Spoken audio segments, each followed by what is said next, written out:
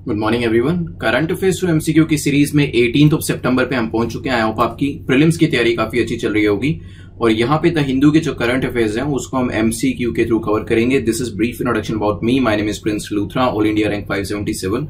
और शुरुआत करेंगे जो टॉपिक्स हम डिस्कस करने वाले हैं उनके साथ। तो यहाँ पे डिस्कशन हमारा स्टार्ट होगा world patient day safety day से। Then salary allowances and pension of MP amendment bill 2020 को डिस्कस करेंगे। रेल महासेतु के बारे में एक क्वेश्चन है उसको देखेंगे। सोलर एक्टिविटी के बारे में डिस्कशन होगा। कोरल रीव्स को डिस्कस करेंगे। एयरक्राफ्ट अमेंडमेंट बिल 2020 जिबोती की लोकेशन देखेंगे।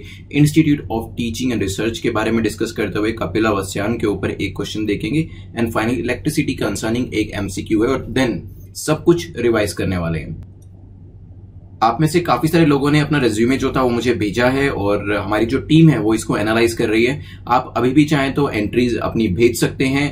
कुछ एक हफ्ते का टाइम हमें लगेगा इस चीज को फाइनलाइज करने के लिए। तो अगर आप हिंदी ट्रांसलेशन करना चाहते हैं, कंटेंट क्रिएट करना चाहते हैं बाइलिंगुअल तौर पे, अगर आपके पास आपका कोई बनाया हुआ वीडियो है उसको भी शेयर कर सकते हैं। नहीं है तो रेज्यूमे दे सकते हैं। कंटेंट अगर बनाते हैं तो कुछ लोगों ने अपना सैंपल कंटेंट भी बना के भेजा, मुझे काफी अच्छा लगा वो। तो आप चाहें तो हिंदी या इंग्लिश में सैंपल कंटेंट भी 1 या 2 पेज का बना के भेज सकते हैं।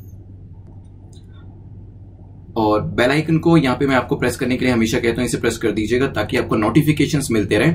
मार्किंग स्कीम आप जानते हैं कि 6 से ज्यादा आपको क्वेश्चन को करेक्ट करना है to be in the safe zone. नहीं भी होता है तो जितना भी आप स्कोर कर पाते हैं उसे कमेंट सेक्शन में लिख दीजिएगा और दोबारा से अटेम्प्ट करने के बाद अपने स्कोर को एडिट करके जितना भी आप बाद में स्कोर करते हैं, जो कि 10 ही होना चाहिए रिविजन के टाइम पर, तो उसे एडिट करके लिख दीजिएगा। पहले क्वेश्चन पे चलते हैं आज के। फर्स्ट क्वेश्चन पूछता है what is the theme of world patient safety day. तो वर्ल्ड पेशेंट सेफ्टी डे जो कि 17 दिसंबर को हमने ऑब्जर्व किया, उसको लेकर पूछा गया कि उस पर्टिकुलर डे का थीम क्या था। क्या थीम हेल्थ फॉर ऑल था, कोरोना फाइटर्स, डॉक्टर्स फर्स्ट, या फिर health worker safety, priority for patient safety. तो देखिए चारों में से कौन सा थीम था। आपने डेफिनेटली न्यूज में इसके बारे में पढ़ा होगा। चलिए डिस्कस करते हैं। तो वर्ल्ड पेशेंट सेफ्टी डे 17 सितंबर को कल ही हमने ऑब्जर्व किया और इसका जो थीम है D is the correct answer. Health worker safety, a priority for patient safety is the theme. यहां पे डी हमारा आंसर हो जाएगा। वर्ल्ड पेशेंट सेफ्टी डे जो है ये कॉल करता है कि ग्लोबली सॉलिडेरिटी होनी चाहिए, एक कंसर्टेड एक्शन होना चाहिए सभी कंट्रीज का, ताकि इंटरनेशनल लेवल पे वेरियस कंट्रीज जो है वो आपस में पार्टनरशिप कर सकें और इंप्रूव कर सके पेशेंट सेफ्टी। चलिए तो यहाँ पे थीम जो है यूपीएससी कई बार पूछ लेता है तो इसके बारे में पता होना चाहिए। और पीसीएस के एग्जाम्स जो होते हैं या बाकी दूसरे ग्रुप सी या ग्रुप बी लेवल के जो एग्जाम होते हैं वहां पर तो थीम्स पूछे ही जाते हैं। चलिए ध्यान रखिएगा। आगे चलते हैं सेकंड क्वेश्चन के ऊपर। सेकंड क्वेश्चन जो है वो बात करता है salary allowance pension of members of parliament amendment bill के बारे में। पूछा गया है कि इस पर्टिकुलर बिल के बारे में कौन सी स्टेटमेंट करेक्ट है, कौन सा कथन यहां पर सही है। 2 स्टेटमेंट दे रखी है। पहली कहती है the bill seeks to increase the salaries of MPs and the sanctuary allowances of ministers by 30%। तो यहाँ पे जो एमपीज हैं उनकी सैलरी को बढ़ाने की बात करी गई है और कहा गया है कि सैंक्चुअरी अलाउंसेस जो है उसको भी इंक्रीज किया जाएगा यहाँ पे 30% से हो सकता है। The bill makes this changes effective for a period of 1 year. 1 साल के लिए ये जो चेंजेस है करे जा रहे हैं और ये कब से करे जा रहे हैं, 1 अप्रैल 2021 से। सोचिए।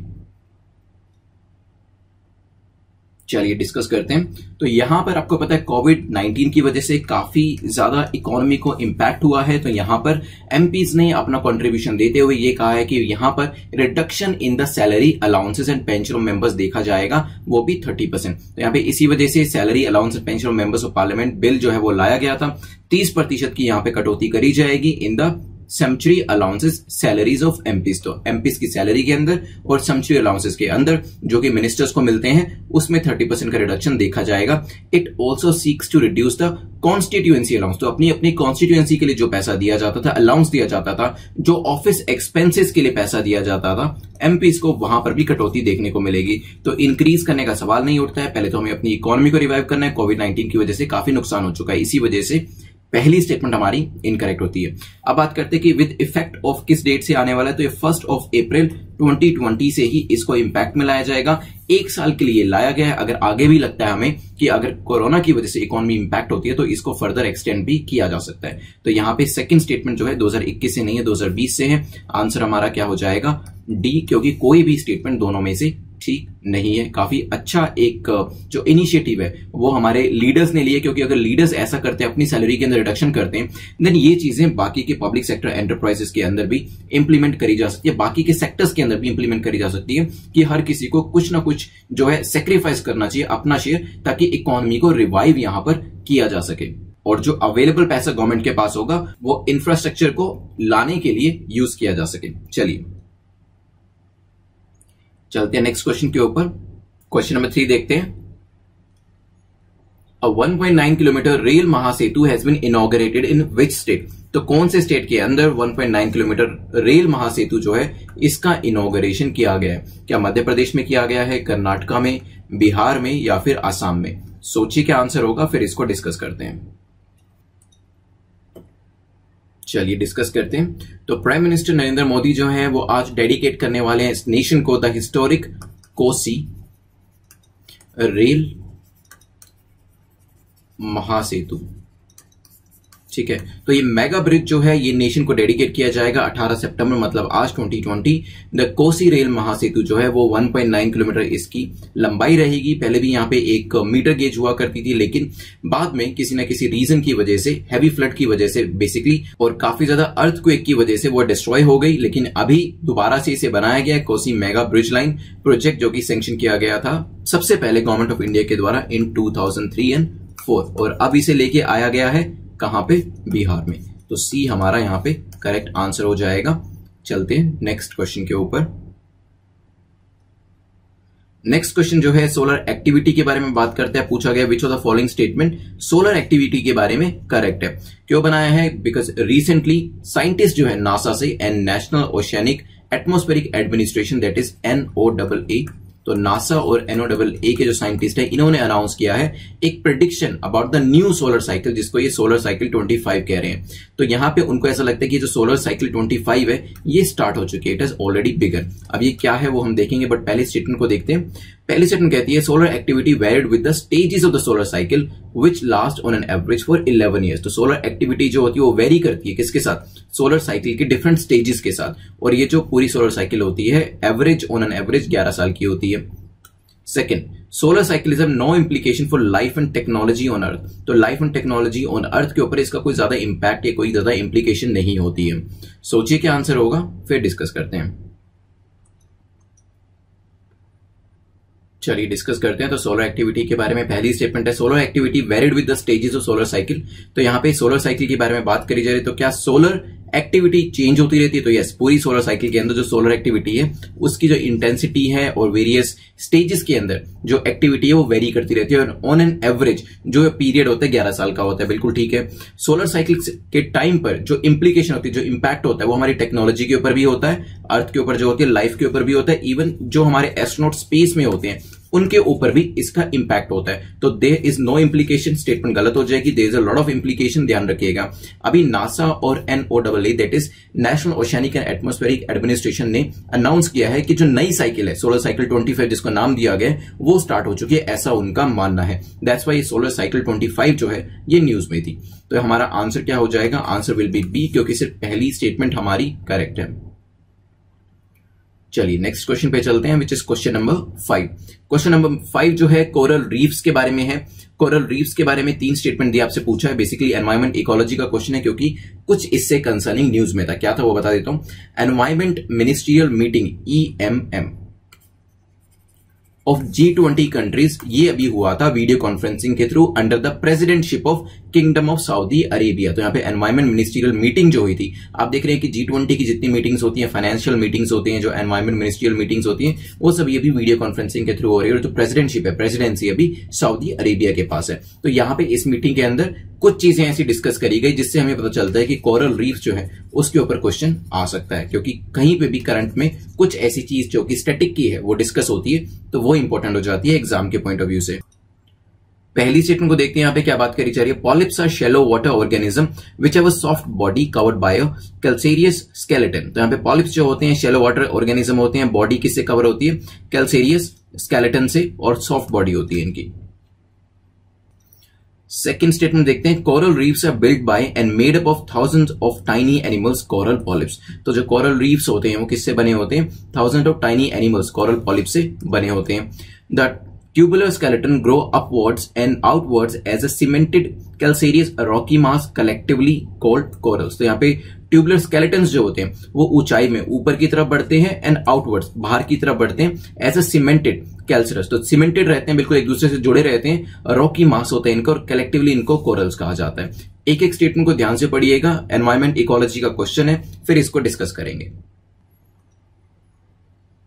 चलिए डिस्कस करते हैं कोरल रीफ्स की। एक बार पिक्चर में आपको दिखा देता हूं। So these are the organism जो आपको शैलो वाटर में मिलेंगे, बिल्कुल ठीक है। बॉडी इनकी जो होती है सॉफ्ट बॉडी होती है और कैल्सीरियस स्केलेटन से कवर होती है। यहाँ पे जो कोरल रीफ्स हैं ये किससे बने होते हैं? थाउजेंड्स ऑफ टाइनी एनिमल से बने होते हैं जिनको कोरल पॉलिप्स कहा जाता है। और तीसरी स्टेटमेंट हमारी जो है वो भी ठीक है, ये जो इनका अपवर्ड एक्सपेंशन होता है, आउटवर्ड एक्सपेंशन होता है, सीमेंटेड होते हैं एक दूसरे से और कलेक्टिवली इनको कोरल्स कहा जाता है। तीनों स्टेटमेंट्स ठीक होने की वजह से आंसर हमारा हो जाएगा ए। ध्यान रखिएगा, ए इज द करेक्ट आंसर। तो यहाँ पे G20 मीटिंग को लेकर इसके ऊपर क्वेश्चन बनाया गया था। चलते हैं नेक्स्ट क्वेश्चन के ऊपर। तो स्पेक्ट्रम मॉडर्न इंडियन हिस्ट्री जो MCQ की सीरीज है, खास तौर पे देखिए एक एनिमेशन की सीरीज है। This is for pre cum mains, pre और मेंस के लिए 2021 के लिए जो प्रिपेयर कर रहे हैं वो इसको सब्सक्राइब कर सकते हैं। यहाँ पे जो MCQ की सीरीज है this is for prelims, prelims को ही ध्यान में रख के बनाई गई है। हमारी जो सीरीज है ये आज कंप्लीट हो जाएगी, तो इसको आप सब्सक्राइब कर सकते हैं। और चाहे हम 2020 का प्रीलिम्स दे रहे हैं, 2021 का दे रहे हैं, ये सीरीज आपकी काफी हेल्प करने वाली है अगर आप इसे वीडियो, PDF और क्विजेस इस फॉर्म में ये दे रखिए। तो पहले वीडियो है, देन उससे रिलेटेड PDF है, उससे रिलेटेड क्विज है। इसी फॉर्मेट में अगर आप करते हैं, वीडियो देखते हैं और फिर रिवाइज करते हैं PDF से और फिर क्विज को अटेम्प्ट करते हैं, देन जो प्रीलिम्स के अंदर क्वेश्चन पूछे जाएंगे वहां पर आपके काफी ज्यादा क्वेश्चन जो है करेक्ट होने वाले हैं। तो यहाँ पे सीरीज को अगर आपने सब्सक्राइब किया हुआ है तो इसे मल्टीपल टाइम प्रैक्टिस करके जाइएगा क्विजेस को, और नहीं किया तो इसका लिंक नीचे डिस्क्रिप्शन में दिया गया, वहां से आप इसे चेकआउट कर सकते हैं। चलते हैं नेक्स्ट क्वेश्चन के ऊपर, which is question number 6। Question number 6 बात करता है which of the following statement is or are correct about aircraft amendment bill. तो एयरक्राफ्ट अमेंडमेंट बिल के बारे में कौन सी स्टेटमेंट करेक्ट है ये पूछा गया है। दो स्टेटमेंट दे रखी है, न्यूज में इसलिए था क्योंकि पार्लियामेंट ने अभी अभी पास किया है एयरक्राफ्ट अमेंडमेंट बिल 2020 और यहाँ पे विद राज्यसभा का अप्रूवल जो है वो भी मिला है। द बिल जो था ये ऑलरेडी लोकसभा के अंदर पास किया जा चुका था, अब यहाँ पे हाउस रीअसेंबल हुआ और जो राज्यसभा था उसका अप्रूवल चाहिए था वो इसको दे दिया गया। अब हम स्टेटमेंट पे आते हैं। पहली स्टेटमेंट कहती है it seeks to amend the aircraft act 1934। तो एयरक्राफ्ट एक्ट 1934 को यहां पर अमेंड किया गया है इस पर्टिकुलर बिल के द्वारा। Second, the bill raises the maximum limit on fines from 10 lakh rupee to 50 lakh. तो यहां पे अभी तक जो फाइन दिया जाता था in case of any incidents वो 10 लाख था, उसे इंक्रीज करके अब 50 लाख तक किया गया है। सोचिए क्या आंसर होगा, फिर डिस्कस करते हैं।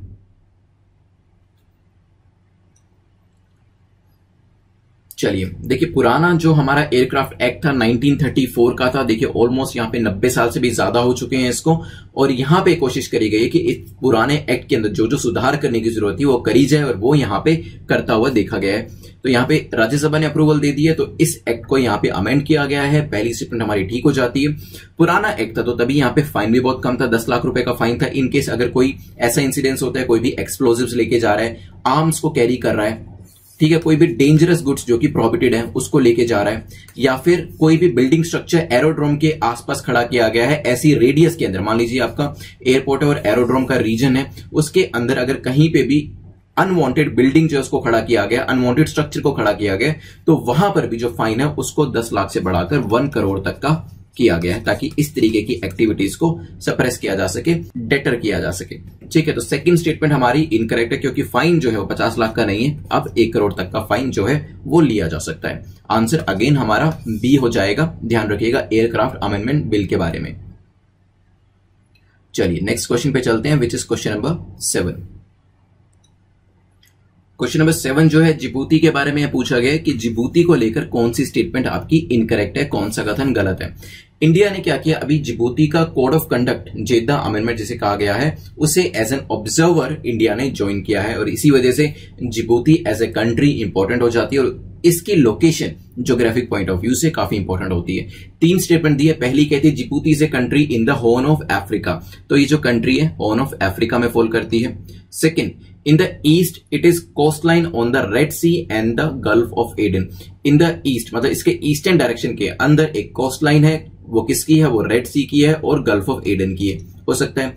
It is bordered by Eritrea, तो एरिट्रिया कंट्री जो है वो उसका बॉर्डर इससे टच करता है। सोचिए आपको क्या बताना है, कौन सी स्टेटमेंट इनकरेक्ट है, कौन सी स्टेटमेंट गलत है, ये बताना है आपको। चलिए डिस्कस करते हैं। तो DCOCJA इसका क्या मतलब है, अभी बताया था, Djibouti code of conduct Jeddah amendment. तो ये बेसिकली एक ग्रुपिंग है, एक मैरीटाइम ग्रुपिंग है जिसके अंदर 18 मेंबर स्टेट्स हैं, जो कि रेड सी हो गया, गल्फ ऑफ एडन हो गया जो भी आपको मैं मैप पे दिखाने वाला हूं, ईस्ट कोस्ट ऑफ अफ्रीका हो गया और आइलैंड कंट्रीज होगी जो कि इंडियन ओशन के अंदर फॉल करते हैं, वो इसके मेंबर्स हैं। ठीक है, अब जिबूती के बारे में देखते हैं। Is it the country of horn of Africa, तो यस, हॉर्न ऑफ अफ्रीका की एक कंट्री है, वो आपको मैप पे अभी दिखाऊंगा मैं। सेकंड, क्या इसके ईस्टर्न साइड पे रेड सी और गल्फ ऑफ एडन है, तो ये स्टेटमेंट भी हमारी ठीक है। क्या एरिट्रिया का बॉर्डर इससे टच करता है, ये स्टेटमेंट भी हमारी ठीक है। तो इनकरेक्ट बताना था, इनकरेक्ट क्या होगा, नन ऑफ द अबव, कोई भी इनकरेक्ट यहां पर नहीं है, तीनों ही स्टेटमेंट्स हमारी करेक्ट है। तो यहां पे जिबूती जो है हॉर्न ऑफ अफ्रीका ये रीजन आता है, इसके अंदर काफी सारी कंट्रीज है, उसमें से एक कंट्री है, ऊपर एरिट्रिया का बॉर्डर है, देन गल्फ ऑफ एडन है, रेड सी है। आप मुझे ये बताइएगा कमेंट सेक्शन के अंदर कि हॉर्न ऑफ अफ्रीका के अंदर कौन कौन सी कंट्रीज आती हैं। ठीक है, ये मुझे कमेंट सेक्शन में आप बताइएगा। चलिए नेक्स्ट क्वेश्चन पे चलते हैं, which is question number 8। Question number 8 को देखते हैं। Which of the following statement of statements is or are correct about institute of teaching and research in Ayurveda. तो ITRA के बारे में कौन सी स्टेटमेंट्स आपकी ठीक है। पहली कहती है ITRA will be the first institution with INI status. अब INI स्टेटस क्या है, institute of national importance status in Ayush sector, may be. Second, it will be a state of the art Ayurvedic institution, state of the art Ayurvedic institution होगा जिसको institution of national importance का दर्जा भी दिया जाएगा, and it will be establish in Delhi, Delhi में इसे establish किया जाएगा। सोचिए। चलिए, तो recently institute of teaching and research in Ayurveda bill 2020 जो है, इसे राज्यसभा के द्वारा पास किया गया है। द बिल वॉज अर्लियर पास इन लोकसभा, मार्च के अंदर ही 19 मार्च को, मतलब लॉकडाउन स्टार्ट होने से पहले ही इसे पास कर दिया गया था, लेकिन फिर लॉकडाउन की वजह से हाउस रीअसेंबल नहीं हुआ, इसी वजह से पास नहीं किया जा सका। अब रीअसेंबली दोबारा हुई है, इस वजह से इसे भी रिसेंटली राज्यसभा के द्वारा पास किया गया है। तो ITRA जो है, यस, फर्स्ट इंस्टीट्यूशन होगा, INI स्टेटस इसको मिलेगा, state of the art institution होने वाला है ये Ayurvedic institution, but it will be established in Gujarat, Gujarat के अंदर इसे बनाया जाएगा, दिल्ली के अंदर नहीं।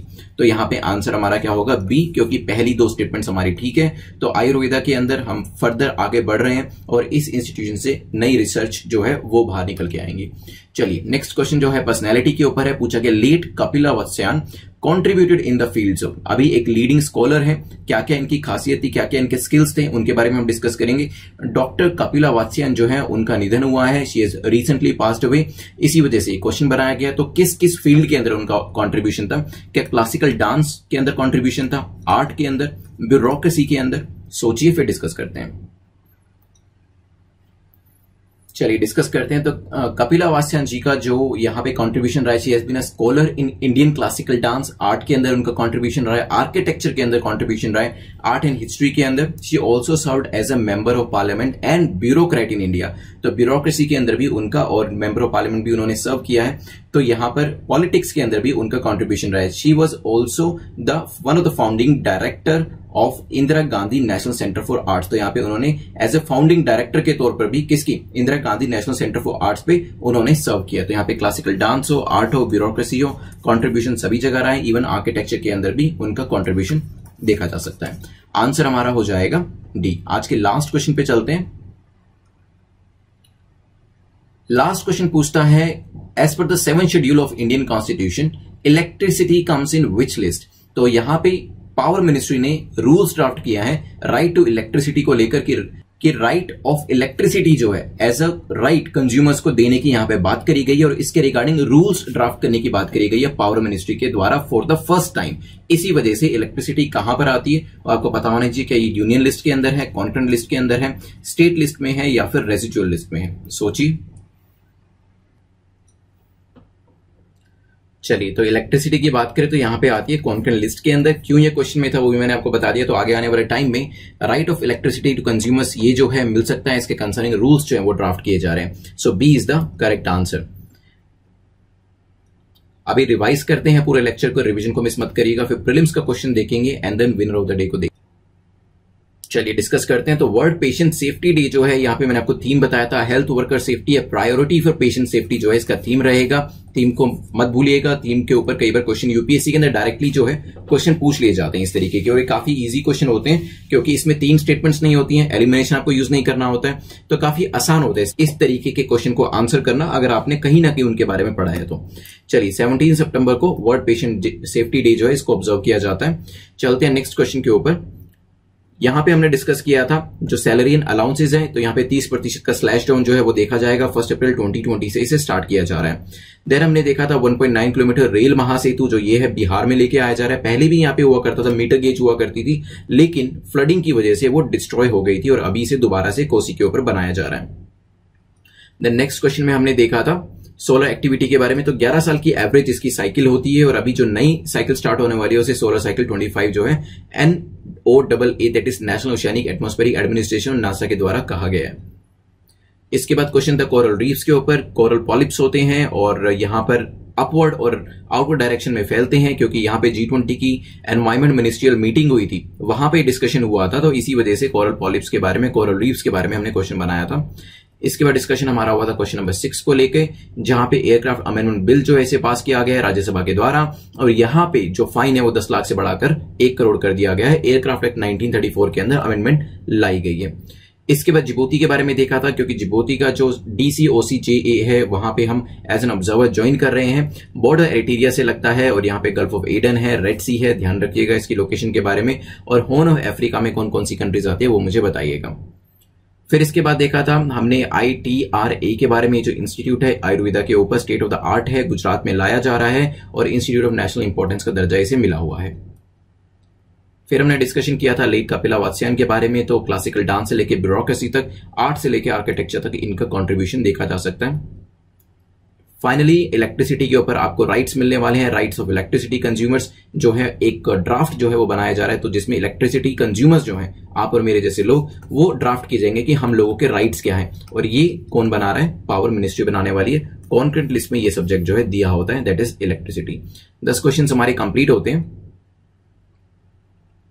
यहां पे क्वेश्चन देख लेते हैं जिसका आंसर आपको करना है। तो who is the chairman of criminal law reform committee, तो इसके बारे में हमने कल डिस्कस किया था। क्रिमिनल लॉ रिफॉर्म कमेटी, इनके जो चेयरमैन है उनका नाम मुझे आप कमेंट सेक्शन में बताइएगा। और लास्ट टाइम जो क्वेश्चन डिस्कस किया था उसका करेक्ट आंसर मौलिक सोनी ने किया है। मौलिक, आप हमें netmockprep@gmail.com पे मेल करके बताइएगा कि आपको जो PDF चाहिए वो हिंदी में चाहिए या इंग्लिश में चाहिए। जितना भी आपने स्कोर किया है बिना शर्माए कमेंट सेक्शन में लिख दीजिएगा। अगर आपने 2 भी स्कोर किया है, 0 भी किया है, उसे लिख दीजिएगा, दोबारा से रिवाइज करिएगा और फिर अपने स्कोर को उसी कमेंट में जाके एडिट करके 10 लिख के आइएगा। टेलीग्राम पे कुछ भी आपका डाउट है मुझसे पूछ सकते हैं, नीचे उसका लिंक दिया गया है, और यहाँ पे जो PDF होगी इस पर्टिकुलर लेक्चर की वो भी आपको टेलीग्राम के ग्रुप के ऊपर मिल जाएगी। You can subscribe the channel, press the bell icon ताकि नोटिफिकेशन मिलता रहे। Thanks for watching, have a nice day.